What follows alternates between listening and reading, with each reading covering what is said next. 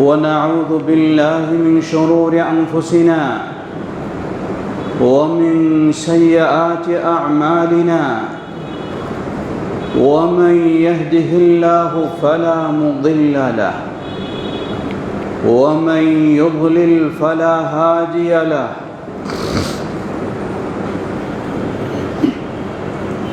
وأشهد أن لا إله إلا الله وحده لا شريك له وأشهد أن محمدًا عبده ورسوله يا أيها الذين آمنوا اتقوا الله حق تقاته ولا تموتن إلا وأنتم مسلمون أما بعد فأعوذ بالله من الشيطان الرجيم ومن يطع الله والرسول فأولئك مع الذين أنعم الله عليهم من النبيين والصديقين والشهداء والصالحين وحسن أولئك رفيقا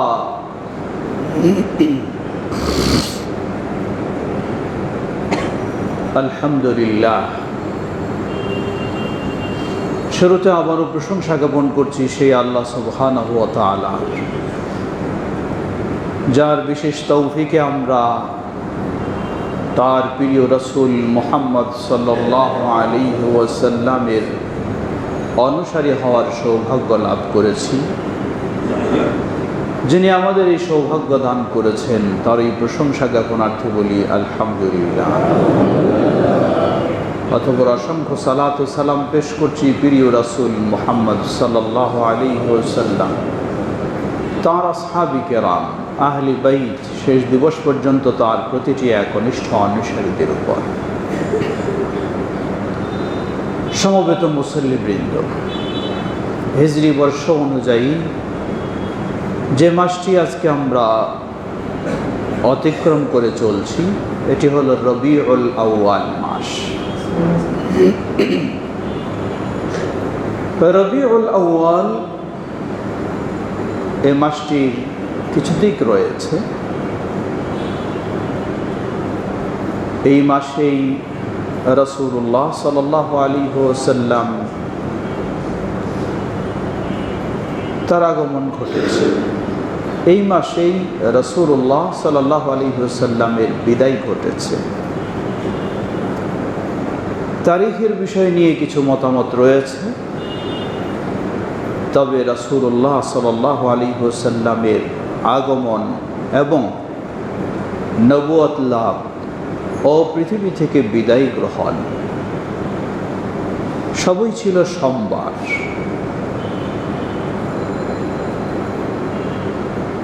বর্তমান প্রচলিত সমাজে এই রবিউল আউয়াল মাসকে এক শ্রেণীর মানুষ ভালোবাসার অজুহাত দিয়ে ভিন্নভাবে এই মাসটিকে উদযাপন করে।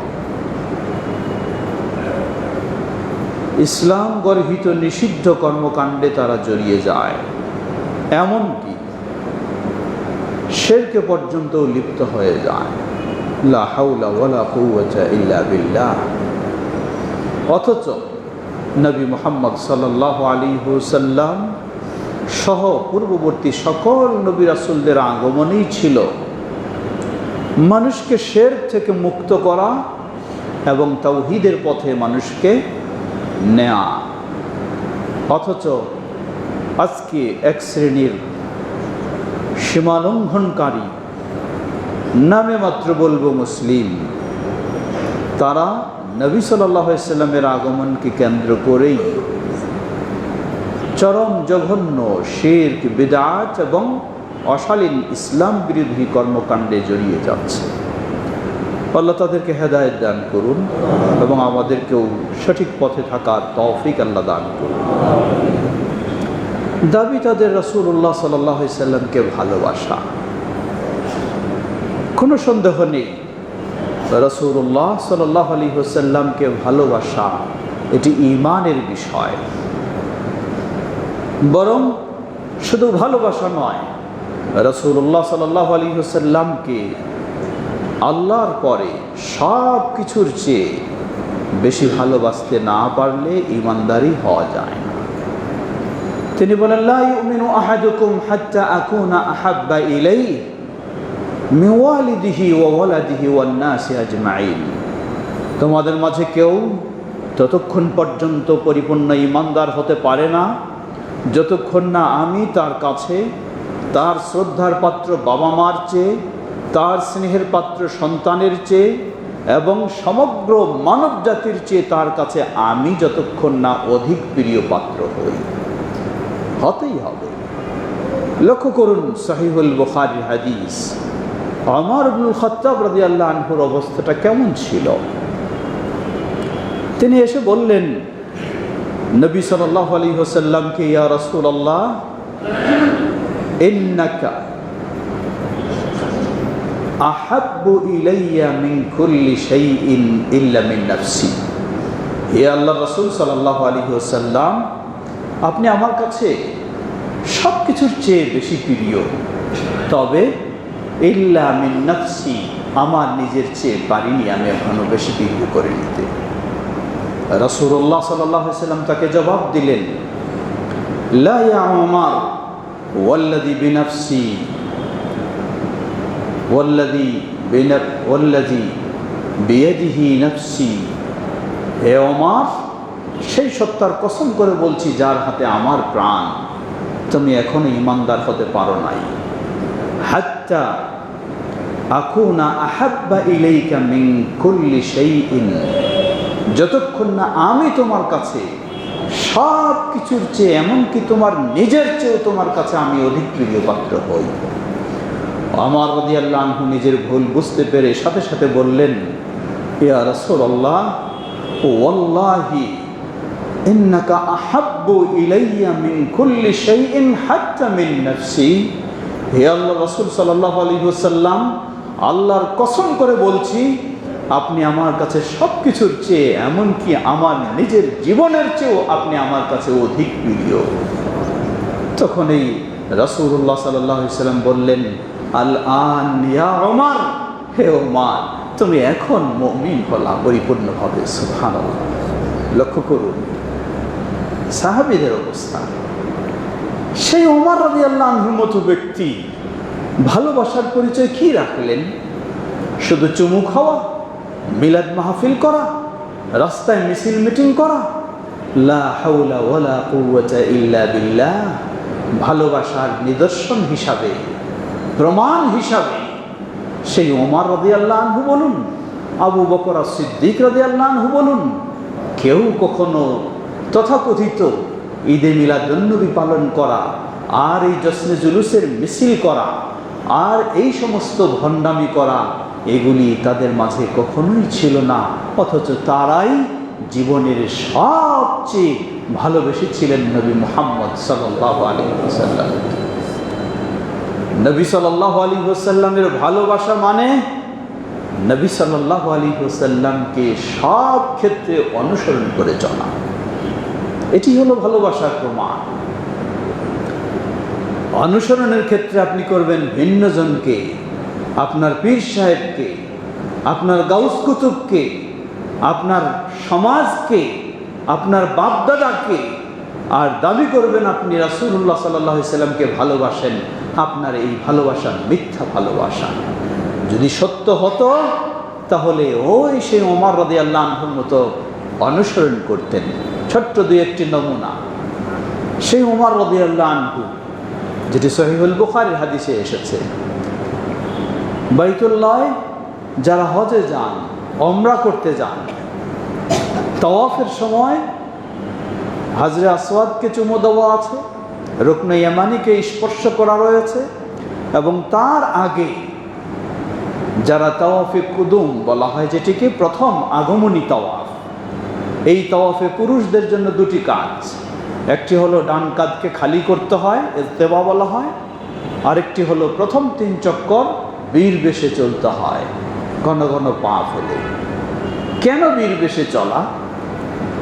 বীর বেশে চলার কারণটা ছিল, নবী সাল্লাল্লাহু আলাইহি ওয়াসাল্লাম যখন 10ম হিজরিতে হজ করতে গেলেন, দেখলেন তখন মুশরিকদের হজ নিষিদ্ধ হয়েছিল। নিষিদ্ধ হলেও কিছু কিছু মুশরিক তারা এক কোনায় দাঁড়িয়ে দেখতেছে যে মদিনা থেকে এসেছে যারা, কেমন তারা মানে বীর পুরুষ দেখিয়ে একটু তারা দেখে ঠাট্টা বিদ্রুপ করতে চাচ্ছিল। নবী সাল্লাল্লাহু আলাইহি সাল্লাম বললেন, তোমরা যখন তওয়াফ করবে একটু বীর বেশে তওয়াফ করো, তারা যেন দেখে বুঝে যে না, তারা মদিনা থেকে আসলেও তারা দুর্বল হয়ে যায়নি, এখনো তাদের গায়ে বীরত্বের মতো শক্তি রয়েছে। তাই নবী সাল্লাল্লাহু আলাইহি সাল্লাম এই সুন্নাহ, এই নিয়ম নির্দেশ দিলেন। ওমর রাদিয়াল্লাহু আনহু বললেন, ফামা লানা ওয়ালির রামালি। আজকে তো ইহুদ সেই মুশরিকরা যারা আল্লাহ তাদেরকে ধ্বংস করে দিয়েছেন, কোনো মুশরিক নেই। ওমর রাদিয়াল্লাহু আনহুর যুগে কোনো মুশরিক নেই, গোটা মক্কায় খুঁজে পাওয়া যাবে না, কোনো মুশরিক নেই। তাহলে এখন যেহেতু মুশরিক নেই, তাহলে এখন তো আমাদেরকে কেউ দুর্বলও বলতে আসবে না। তাহলে এই রমল তো হয়েছিল এক কারণে, এখন তো আর সেই কারণটা নাই, তাহলে এই বীর বেশে চলার এখন আর কি প্রয়োজন? ওমর রাদিয়াল্লাহু আনহু জবাব দিলেন, তিনি বললেন, মা সানাআহু নবী সাল্লাল্লাহু আলাইহি ওয়াসাল্লাম লা নুহিব্বু আন নাতরুকাহু। যা আল্লাহর রাসূল সাল্লাল্লাহু আলাইহি ওয়াসাল্লাম করেছেন আমি কখনো পছন্দ করি না তা আমি ছেড়ে দেব, আমি কখনো ছেড়ে দিতে পারি না, তা আমি করতেই থাকবো, যেহেতু করেছেন রাসূলুল্লাহ সাল্লাল্লাহু আলাইহি ওয়াসাল্লাম। সুবহানাল্লাহ, কি ভালোবাসা! এটার নাম হলো ভালোবাসা। আজকে আপনি সালাতে দাঁড়াবেন, হাত কোথায় বাঁধবেন? নাভির নিচে না বুকের উপরে? নাভির নিচে হাত যদি বাঁধতে যান তাহলে তার কিছু হিকমত আছে, কিন্তু পুরুষ মানুষ বুকের উপরে হাত বাঁধবে, তার কি হিকমত? ভ্রান্ত মানুষেরা হিকমত খুঁজে যে নাভির নিচে হাত বাঁধার কারণ হলো সালাতে দাঁড়ালে মানুষেরা কাপড় খুলে নিত, যাতে এই জায়গায় হাত বাঁধলে কাপড়টা ধরে রাখা যায়।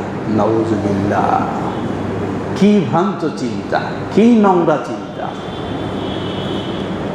আপনি তাশাহুদের বৈঠকে বসবেন, ডান হাতের এই প্রথম আঙ্গুলটিকে আপনি নড়াচড়া করবেন।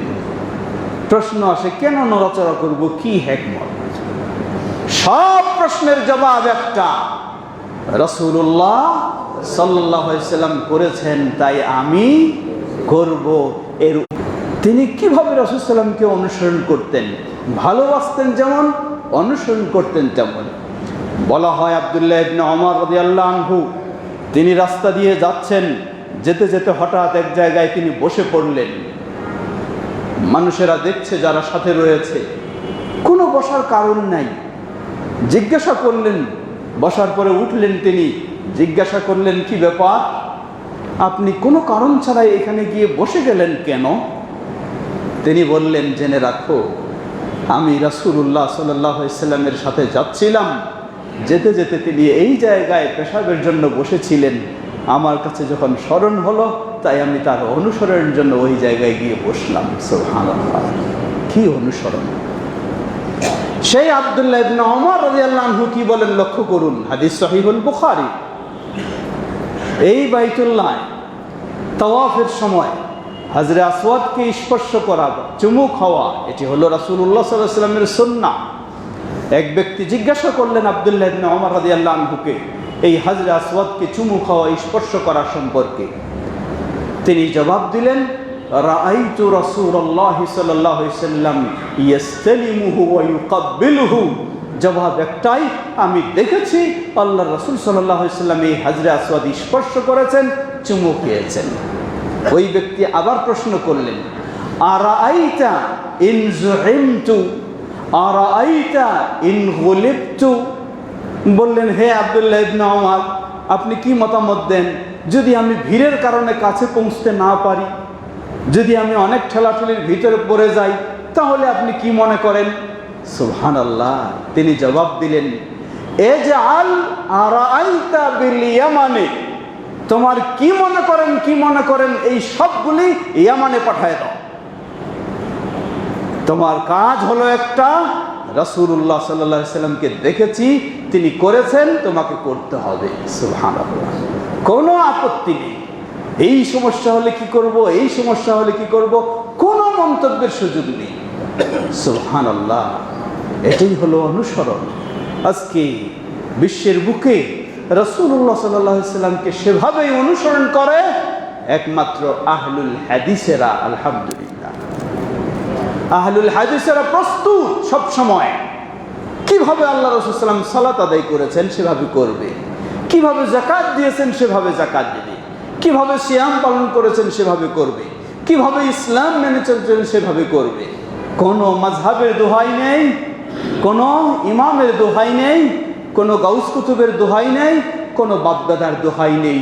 কিন্তু ভিন্নদের অবস্থান হলো, তাকে যখন আপনি রাসূলুল্লাহ সাল্লাল্লাহু আলাইহি ওয়াসাল্লামের সুন্নাহর সংবাদ দেন, তিনি বলে ফেলেন এটি তো আমার মাযহাবে নাই তাই মানতে পারছি না, বলে ফেলেন এটি তো আমার পীর সাহেবের তরিকায় নাই তাই পারছি না, বলে ফেলেন এটি তো আমার বাপদাদা করেননি তাই করতে পারছি না, বলে ফেলেন যে এটি তো সমাজের মানুষ করে না তাই করতে পারছি না। লা হাওলা ওয়ালা কুওয়াতা ইল্লা বিল্লাহ। যদি সত্যি সেই সাহাবায়ে কেরামদের মতো ভালোবাসা থাকতো, তাহলে তাদের মুখ দিয়ে এই কথা আসতো না। তারা বলে ফেলতো রাসূলুল্লাহ সাল্লাল্লাহু আলাইহি ওয়াসাল্লাম করেছেন, আমি করব, আর কোনো বাধা, আর কোনো আপত্তি নেই। এটি হলো ঈমানের বিষয়। আল্লাহ রাব্বুল আলামিন এটাই বলছেন, ফালা ওয়া রাব্বিকা লা ইউমিনুন হাত্তা ইউহাক্কিমুকা ফীমা শাজারা বাইনাহুম সুম্মা লা ইয়াজিদু ফী আনফুসিহিম হারাজাম মিম্মা কাদাইত। তোমার রবের কসম করে বলছি, তারা ঈমানদার হতে পারে না যতক্ষণ না তারা তাদের মাঝে দ্বন্দ্বের বিষয়ে সমাধানকে নির্দ্বিধায় নিঃসংকোচে মাথা পেতে মেনে নিতে পারে। সুবহানাল্লাহ, এই সাহস, এই আকীদা একমাত্র আহলুল হাদিসদেরই রয়েছে, আর ভিন্নজনের খুঁজে পাওয়া খুবই কঠিন। বিভিন্ন অজুহাতে তারা এড়িয়ে যাওয়ার চেষ্টা করে। প্রিয় ভাইরা আমার, রাসূলুল্লাহ সাল্লাল্লাহু আলাইহি ওয়াসাল্লামের ভালোবাসার আপনি সবচেয়ে দাবি করে রাজপথে আপনি নামতে পারেন, কিন্তু রাসূলুল্লাহ সাল্লাল্লাহু আলাইহি ওয়াসাল্লামের সুন্নাহ আপনি অনুসরণ করতে পারেন না। আপনার এই ভালোবাসা মিথ্যা ছাড়া কোনো ভালোবাসা নয়, এটি ধোঁকামি ছাড়া কিছু নয়, এটি ইবলিসি প্ররোচনা, ইবলিসি চিন্তা ও কর্মকাণ্ড ছাড়া কিছু নয়। যদি সত্যিই আপনি রাসূলুল্লাহ সাল্লাল্লাহু আলাইহি ওয়াসাল্লামকে ভালোবাসেন, এই দাবি করে থাকেন, তাহলে এই ভণ্ডামি কর্মকাণ্ড বর্জন করে আপনি খুঁজবেন রাসূল সাল্লাল্লাহু আলাইহি ওয়াসাল্লাম তার গোটা জীবনটাকে কিভাবে অতিবাহিত করেছেন বিশুদ্ধ প্রমাণের আলোকে। সেইভাবেই আপনি আপনার নিজের জীবনটাকে চালানোর চেষ্টা করবেন, তাহলেই প্রমাণ হবে আপনি সত্যি রাসূল সাল্লাল্লাহু আলাইহি ওয়াসাল্লামকে ভালোবাসেন। লক্ষ্য করুন, শুরুতে যে আয়াতটি পেশ করেছি, সূরা নিসা 59 নম্বর আয়াত। আল্লাহ রাব্বুল আলামিন কি প্রেক্ষাপটে এটি নাজিল করেছেন? একাধিক সনদের মাধ্যমে এসেছে, যেটি বিভিন্ন শাহেদ সমর্থনের আলোকে সেটি গ্রহণযোগ্য। বাইহাকির বর্ণনায়ও এসেছে, এক সাহাবী, আনসারী সাহাবী রাসূলুল্লাহ সাল্লাল্লাহু আলাইহি ওয়াসাল্লামের কাছে আসলেন। এসে বললেন, হে আল্লাহর রাসূল সাল্লাল্লাহু আলাইহি ওয়াসাল্লাম, আনতা আহাব্বু ইলাইয়া মিন নাফসি ওয়া মিন ওয়ালাদি ওয়া মিন আহলি ওয়া মিন মালি ওয়া মিন কুল্লি শাই। হে আল্লাহর রাসূল সাল্লাল্লাহু আলাইহি ওয়াসাল্লাম, আপনি আমার কাছে আমার নিজের চেয়ে, আমার সন্তানের চেয়ে, আমার পরিবারের চেয়ে, আমার সম্পদের চেয়ে, আমার সব কিছুর চেয়ে আপনি আমার কাছে অধিক প্রিয়। বলার পরে বললেন, হে আল্লাহর রাসূল সাল্লাল্লাহু আলাইহি ওয়াসাল্লাম, আপনি আমার কাছে এত অধিক প্রিয়। তিনি বললেন, জেনে রাখুন হে আল্লাহর রাসূল সাল্লাল্লাহু আলাইহি ওয়াসাল্লাম, স্মরণ হলে আমি ছুটে আসি আপনার কাছে, আপনাকে দেখে আমি আত্মতৃপ্তি লাভ করি। যদি আসতে না পারি, লাবানান্তু আন্নী সাআমুত, আমার যেন মনে হয় আমি আর থাকবো না, আমি বেঁচে থাকতে পারবো না, আমি মরে যাব, কারণ আপনাকে দেখার আমি সুযোগ পাচ্ছি না। ফাবাকা আল আনসারী, বলেই তিনি কান্না শুরু করলেন। قال له رسول الله صلى الله عليه وسلم ما أبكاك। রাসূল সাল্লাল্লাহু আলাইহি ওয়াসাল্লাম বললেন, হে আনসারী, তোমাকে কিসে কাঁদাচ্ছে? তুমি কেন এত কাঁদছো? তুমি বলো, বিষয়টি খুলে বলো। তিনি বললেন, হে আল্লাহ রাসূল সাল্লাল্লাহু আলাইহি ওয়াসাল্লাম, আমি জানি আপনিও মারা যাবেন, আমরাও মারা যাব, আর আপনি মারা গেলে তুরফাউ মা'আন নাবিয়্যিন ওয়া সিদ্দীকিন, আপনার স্থান হবে নবী রাসূল সিদ্দিক তাদের সাথে। আর আমরা যদি জান্নাতেও যাই, কিন্তু আমরা তো নিম্ন স্তরের জান্নাতে থাকবো, সুতরাং আপনার কথা মনে হলে তো আপনাকে কোনোদিন আমি দেখার সুযোগ পাবো না। দুনিয়াতে আমি হয়তো ছুটে এসে আপনাকে দেখতে পারি, কিন্তু এক জান্নাত থেকে বের হয়ে আরেক জান্নাতে গিয়ে আপনাকে দেখব, এই সুযোগ তো হবে না। এই বলে তিনি কাঁদলেন। রাসূলুল্লাহ সাল্লাল্লাহু আলাইহি ওয়াসাল্লাম চুপ থাকলেন, কোনো জবাব দিতে পারলেন না। ফাআনজালাল্লাহু তাআলা ওয়া মান ইউতি'িল্লাহ ওয়ার রাসূল ফাউলাইকা মা'আল্লাযীনা আন'আমা আল্লাহু আলাইহিম মিনান নাবিয়্যিন ওয়াস সিদ্দীকিন ওয়াশ শুহাদা'i ওয়াস সালিহিন ওয়া হাসুনা উলাইকা রাফীকা। এই আয়াত যখন নাজিল হওয়ার পর রাসূল সাল্লাল্লাহু আলাইহি ওয়াসাল্লাম তাকে বললেন, আবশির, তুমি সুসংবাদ নিয়ে নাও, আল্লাহ তোমার জবাব দিয়েছেন। আল্লাহ বলছেন, ওয়া মান ইউতি'িল্লাহ, যে একমাত্র আল্লাহর আনুগত্য করবে, ওয়ার রাসূলা, এবং রাসূলের অনুসরণ করবে, এই দুই বৈশিষ্ট্য যার ভিতরে পাওয়া যাবে, ওই ব্যক্তির অবস্থান হবে নবী রাসূল সিদ্দিক শহীদ, তাদের সাথে তার স্থান হবে। সুবহানাল্লাহ। এর অর্থ সাহাবীকে বুঝালেন, তুমি ভাবছো কিয়ামতের সেই আখিরাতে তুমি জান্নাতে গেলেও এক জান্নাতে, আর আমি নবী রাসূলদের জান্নাতে থাকবো, কিভাবে তুমি মিলিত হবে? তোমার মাঝে যদি এই দুইটি বৈশিষ্ট্য পাওয়া যায়, তাহলে তোমার স্থান হবে আমার সাথে। সুবহানাল্লাহ, সুবহানাল্লাহ। তা কি? ওয়া মান ইউতি'িল্লাহ, যে একমাত্র আল্লাহর আনুগত্য করবে, তাওহীদের উপরে থাকবে, সকল প্রকার শিরক থেকে মুক্ত হবে, ওয়ার রাসূল, এবং রাসূলের অনুসরণ করবে, সুন্নাহর উপরে থাকবে, সকল প্রকার বেদআ থেকে মুক্ত হবে, তাহলে তার জন্য সুসংবাদ হলো, তার জন্য শুধু জান্নাত নয়, তার স্থান হবে নবী রাসূল সিদ্দিক শহীদ সালেহ যারা, তাদের সাথেই একসাথে স্থান হবে। সুবহানাল্লাহ। প্রিয় ভাইরা আমার, সুতরাং আজকে জানাই দিতে চাই, আমরা স্মরণ করে দিতে চাই, ভালোবাসার নামে মিথ্যা ভালোবাসা, ভালোবাসার নামে এই ঠাট্টা বিদ্রুপ, ভালোবাসার নামে আজকে এই জশ্ন জুলুস ও মিলাদ ইত্যাদির নোংরামি, এই সব দিয়ে কোনোদিন রাসূলের ভালোবাসা পাওয়া যাবে না, কোনোদিন আল্লাহর প্রতিদান পাওয়া যাবে না, কোনোদিন জান্নাতের আশা করা যাবে না, বরং এই সমস্ত কর্মকাণ্ডের কারণে তাকে অবশ্যই জান্নাত থেকে বঞ্চিত হতে হবে। কারণ কোনো বেদাতির জান্নাতে রাসূলের সাথে স্থান হতে পারে না, বিশেষ করে যারা সীমা লঙ্ঘন করে। আজকে তথাকথিত এই চরমপন্থী, এদের উৎপত্তি কোথায়? এগুলি তো সব ঈদে মিলাদুন্নবী মার্কা যত কিছু রয়েছে, সবগুলি তো এসেছে শিয়াদের থেকে। পৃথিবীর বুকে নবী সাল্লাল্লাহু আলাইহি সাল্লামের যুগে কোনো রাসূল সাল্লাল্লাহু আলাইহি সাল্লামের জন্মবার্ষিকী বলতে কিছুই ছিল না। খোলাফায়ে রাশিদিনের যুগে জন্মবার্ষিকী, মৃত্যুবার্ষিকী বলতেও কিছু ছিল না। গোটা সাহাবীদের যুগেও ছিল না, তাবিঈদের যুগেও ছিল না, এমনকি প্রসিদ্ধ ইমাম আবু হানিফা রাহিমাহুল্লাহর যুগেও ছিল না, ইমাম মালিকের যুগেও ছিল না, ইমাম শাফিঈর যুগেও ছিল না, ইমাম আহমদ বিন হাম্বলের যুগেও ছিল না। হিজরি ৪র্থ শতাব্দীর শেষের দিকে মিশরের কায়রোতে সেই ফাতেমি শিয়ারাই সর্বপ্রথম মিলাদ নামক এই কর্মকাণ্ডগুলির আবিষ্কার করে থাকে। আজকে আপনি রাসূলের ভালোবাসার দোহাই দিয়ে সেই শিয়াদের কর্মকাণ্ডে আপনি লিপ্ত হচ্ছেন, আবার দাবি করছেন আপনি এর বিনিময়ে জান্নাত পেতে চান। লা হাওলা ওয়ালা কুওয়াতা ইল্লা বিল্লাহ, কোশ্চিন কালেও সুযোগ নেই। বরং এই কর্মকাণ্ডগুলিতে এমন চরম সীমা লঙ্ঘন করা হয়, নবী সাল্লাল্লাহু আলাইহি ওয়াসাল্লামকে কেন্দ্র করে শুধু বেদাত নয়, শিরকের মাঝেও লিপ্ত হয়ে যায়। কারণ যখন বলা হয় রাসূল সাল্লাল্লাহু আলাইহি ওয়াসাল্লাম এসেছে বলে তার জন্য দাঁড়িয়ে যায়, রাসূল সাল্লাল্লাহু আলাইহি ওয়াসাল্লামের কাছে আবেদন নিবেদন শুরু করে দেয়, এটি প্রকাশ্য শিরক। যেই নিষেধ রাসূল সাল্লাল্লাহু আগেই করেছেন, হাদিস সহিহুল বুখারী, তিনি বলেন, লা তুতুরুনি কামা আতারাতিন নাসারা ইবনা মারইয়ামা ইন্নামা আনা আবদুহু ফাকুলু আব্দুল্লাহি ওয়া রাসূলুহু, রাওয়াহুল বুখারী।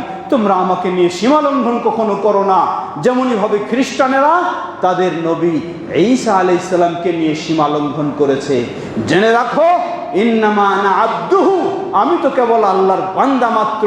ফাকুলু আব্দুল্লাহ ওয়া রাসূলুহু, সুতরাং তোমরা বলো আব্দুল্লাহ ওয়া রাসূলুহু, তিনি হলেন আল্লাহর বান্দা এবং আল্লাহর রাসূল। তিনি আল্লাহর পুত্রও নন, আল্লাহর সঙ্গীও নন, আল্লাহর অংশীও নন। যেমনই ভাবে খ্রিস্টানেরা বলে থাকে ঈসা আলাইহিস সালামকে, কখনো ঈসা আলাইহিস সালামকেই আল্লাহ মনে করে থাকে, কখনো ঈসা আলাইহিস সালামকে আল্লাহর সন্তান মনে করে থাকে, কখনো তিন সমষ্টির নামে আল্লাহ বলে তারা বিশ্বাস করে থাকে। এই সতর্ক নবী সাল্লাল্লাহু আলাইহি ওয়াসাল্লাম তার জীবদ্দশায় করেছেন। আজকে তথাকথিত এই চরমপন্থী যারা এই জশ্নে জুলুস মিলাদুন নবী ইত্যাদি করে থাকে, এগুলি সবটাই দেখবেন ওই খ্রিস্টানদের অনুসরণ করে সেই সব নোংরা কাজে জড়িয়ে গেছে। আল্লাহ তাদেরকে হেদায়েত দান করুন। ওয়া আখিরু দাওয়ানা আনিল হামদুলিল্লাহি রাব্বিল আলামিন ওয়া সাল্লাল্লাহু তাআলা নবিয়্যিনা মুহাম্মদ ওয়া আলা আলিহি ওয়া সাহবিহি আজমাইন।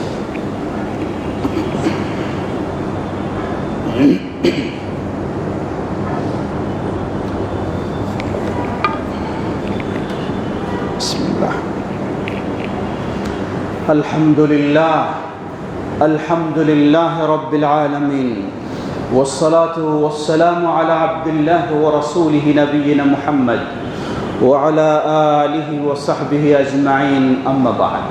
সমবেত মুসল্লিবৃন্দ, খুতবার সময় শেষের দিকে কথা দীর্ঘ করার সুযোগ নেই। প্রথম বিষয় হলো প্রতিটি মুমিনকে, নর হোক নারী হোক, রাসূলুল্লাহ সাল্লাল্লাহু আলাইহি ওয়াসাল্লামকে সর্বোচ্চ ভালোবাসা দিতেই হবে। তবে সর্বোচ্চ ভালোবাসা হলো, সেটি হলো মানব জাতির মাঝে, আল্লাহর সাথে নয়, আল্লাহর সমপর্যায়েও নয়, আল্লাহর উপরেও নয়। প্রতিটি মানুষ সবচেয়ে ভালোবাসবে একমাত্র আল্লাহ সুবহানাহু ওয়া তাআলাকে। অতঃপর আল্লাহর পরে মানুষের মাঝে যাকে সবচেয়ে বেশি ভালোবাসবো তিনি হলেন নবী মুহাম্মদ সাল্লাল্লাহু আলাইহি ওয়াসাল্লাম। তাই ভালোবাসতে গিয়ে আবার সীমালঙ্ঘন করে আল্লাহর সমান মনে করে ফেলবো, তাহলেই আবার অন্যায় হবে। দ্বিতীয়, ভালোবাসা এটি যেমন অপরিহার্য বিষয়, ঈমানের বিষয়, তো এই ভালোবাসার সঠিক প্রমাণ হলো রাসূলুল্লাহ সাল্লাল্লাহু আলাইহি ওয়াসাল্লামকে অনুসরণ। রাসূলুল্লাহ সাল্লাল্লাহু আলাইহি ওয়াসাল্লামকে অনুসরণ। আমি একেবারে কথা বলে কান্না করে বুক ফাটাই ফেলছি, কত রাসূল সাল্লামকে ভালোবাসি, কিন্তু 5 ওয়াক্ত সালাত আদায় করি না। মিথ্যা ভালোবাসা। এই ভালোবাসা দিয়ে কি কাজ হবে? কারণ রাসূলুল্লাহ সাল্লাল্লাহু আলাইহি ওয়াসাল্লাম বলেছেন, আল ফারকু বাইনাল আবদি ওয়াল কুফরি তারকুস সালাত। রাসূল সাল্লাল্লাহু আলাইহি ওয়াসাল্লাম বলেছেন, একজন মুসলিম আর একজন অমুসলিমের পার্থক্য হলো সালাত বর্জন করা। আর আপনি দাবি করেন রাসূল সাল্লামকে ভালোবেসে জীবন শেষ করে দিচ্ছেন আর সালাত আদায় করেন না, তাহলে তো এটি মিথ্যা ভালোবাসা। এই ভালোবাসা দিয়ে কোনোদিন পার পাওয়া যাবে না। সুতরাং ভালোবাসার কিছু আলামত রয়েছে। সেই আলামতগুলি যখন আমাদের মাঝে আসবে, তখনই আমরা দাবি করতে পারবো সত্যি আমরা রাসূলুল্লাহ সাল্লাল্লাহু আলাইহি ওয়াসাল্লামকে ভালোবাসি। ছোট্ট কয়েকটি আলামত। প্রথম আলামত হলো ইত্তিবাউহু ওয়াল আখযু বিসুন্নতিহি। ভালোবাসার প্রথম আলামত হলো রাসূলুল্লাহ সাল্লাল্লাহু আলাইহি ওয়াসাল্লামের অনুসরণ করা, রাসূলুল্লাহ সাল্লাল্লাহু আলাইহি ওয়াসাল্লামের সুন্নাহকে গ্রহণ করা। আপনি খেতে বসেছেন, খুব ভালো মানুষ বাম হাত দিয়ে পান করতেছেন, খুব ভালো মানুষ ভিন্নভাবে খাইতেছেন। আপনি কি সত্যি রাসূল সাল্লামকে ভালোবাসেন? যদি সত্যি ভালোবাসতেন তাহলে আপনি প্রশ্ন করবেন, আমার প্রিয় রাসূল সাল্লাল্লাহু আলাইহি ওয়াসাল্লাম কিভাবে খেয়েছেন, আমি সেইভাবে খাবো। কিভাবে পান করেছেন, আমি সেভাবে পান করব।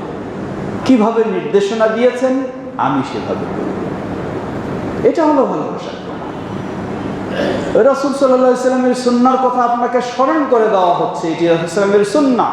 কোনো ভ্রুক্ষেপেই নেই আপনার, বরং সুযোগ পেলে আরেকজন মানুষের দাড়ি নিয়ে ঠাট্টা বিদ্রুপ করেন। ধিক্কার আপনাকে! কিসের ভালোবাসা আপনার এটা? ঈমান বলতে আপনার ভিতরে কিছু নেই। আপনি দুর্বল হতে পারেন, নিজে পালন করতে পারছেন না, কিন্তু আরেকজনকে আপনি রাসূল সাল্লাল্লাহু আলাইহি ওয়াসাল্লামের সুন্নাহে আমল করছে, আপনি তাকে তুচ্ছ করতে চাইবেন, আপনার ভিতরে ঈমানটাও নেই, ভালোবাসা তো দূরের কথা, ঈমানটাও নেই আপনার ভিতরে। একজন মেয়ে মানুষ হিজাব পরিধান করে আর আরেকজন পুরুষ তাকে ঠাট্টা বিদ্রূপ করে, তাহলে কোথায় আপনার ঈমান? আরেকজন নারী তাকে ঠাট্টা বিদ্রূপ করে, কোথায় তার ঈমান? পর্দার আলের মা বোনেরাও আছেন, মসজিদেও আসেন, সালাতও আদায় করেন, কিন্তু দেখা যায় কোনো মেয়ে মানুষ যদি ভালোভাবে পর্দা করে চলতে চায়, তাকে বিভিন্ন রকমের ঠাট্টা বিদ্রূপ, এ তার ননদ কিসে দেবরের সাথে দেখা করে না, এই তার অমুকের সাথে দেখা করে না, ইত্যাদি ইত্যাদি। আমাদের এই সমাজগুলিতেও কিসের আপনি আহলুল হাদিস? একজন মেয়ে মানুষের জন্য যা আল্লাহ ফরজ করে দিয়েছেন সে পালন করতে চায়, আর আপনি তাকে ঠাট্টা বিদ্রূপ করেই করেন। কিসের আপনি আহলুল হাদিস? কিসের আপনি মুমিন? কোথায় আপনার ঈমান? এই জন্য ভালোবাসার আলামত হলো যাকে আপনি ভালোবাসেন তার বিষয়গুলিকেও ভালোবাসতে হবে, এটা হলো ভালোবাসার আলামত। দ্বিতীয় বিষয়, হুব্বু মান আহাব্বাহুমুন নবী সাল্লাল্লাহু আলাইহি ওয়াসাল্লাম। নবী সাল্লাল্লাহু আলাইহি ওয়াসাল্লামকে যদি আমি ভালোবাসি, তাহলে নবী সাল্লাল্লাহু আলাইহি ওয়াসাল্লাম যাদেরকে ভালোবাসছেন তাদেরকেও আমাকে ভালোবাসতে হবে।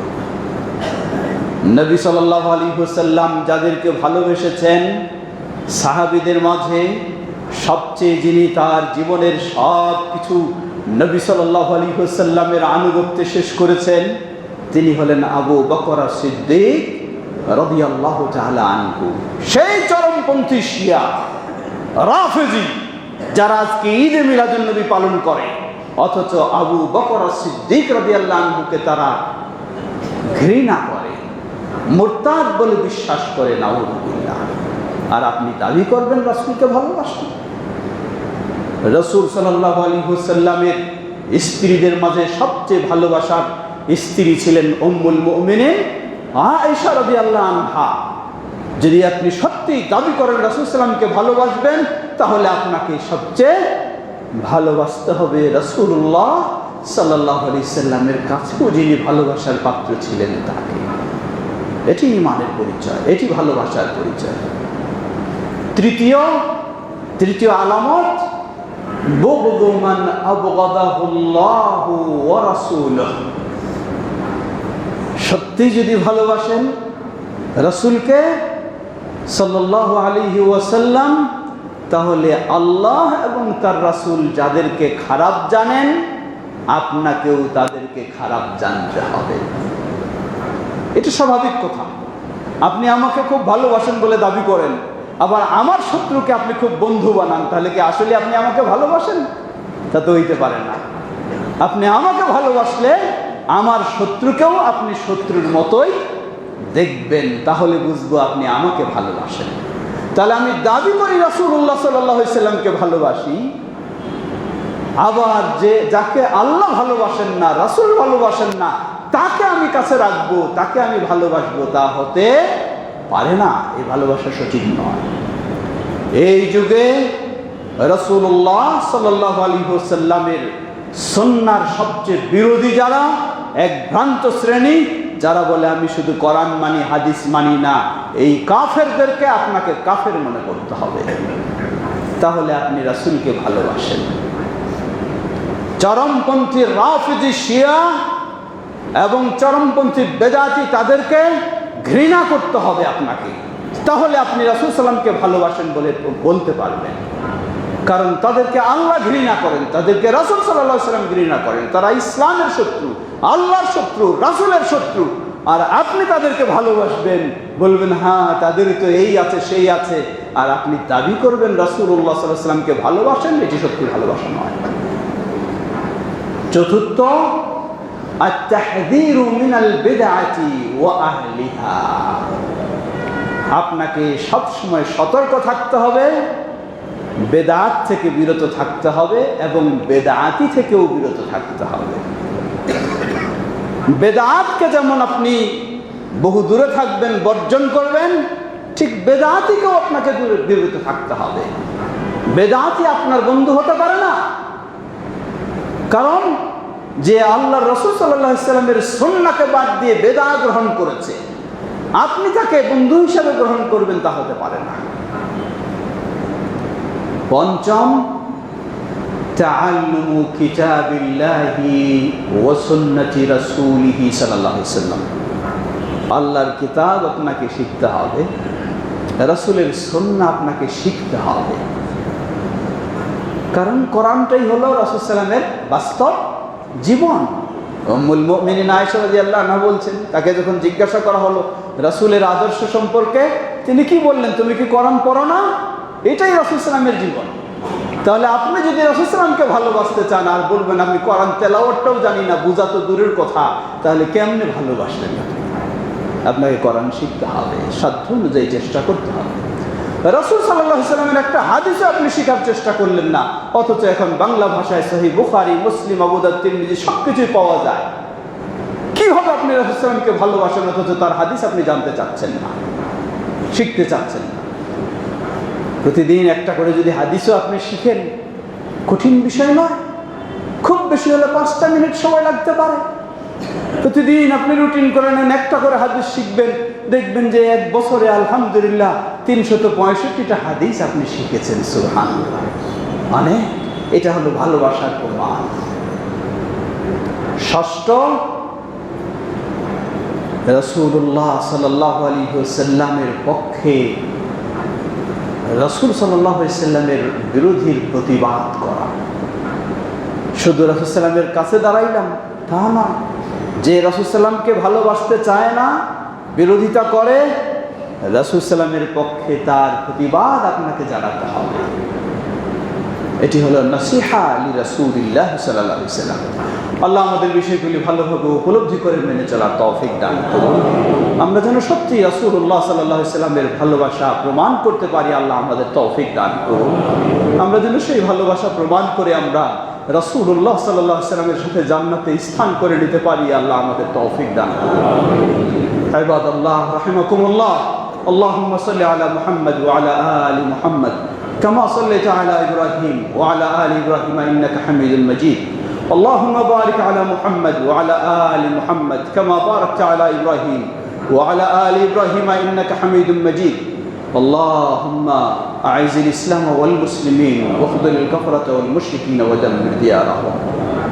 يا الله আমাদের দেশ ও পৃথিবীর সর্বত্র ইসলাম ও মুসলিমকে সমুন্নত করুন। পৃথিবীর সর্বত্র মুসলিমদেরকে আল্লাহ হেফাজত করুন। নির্যাতিত মাজলুম মুসলিমদেরকে আল্লাহ হেফাজত করুন।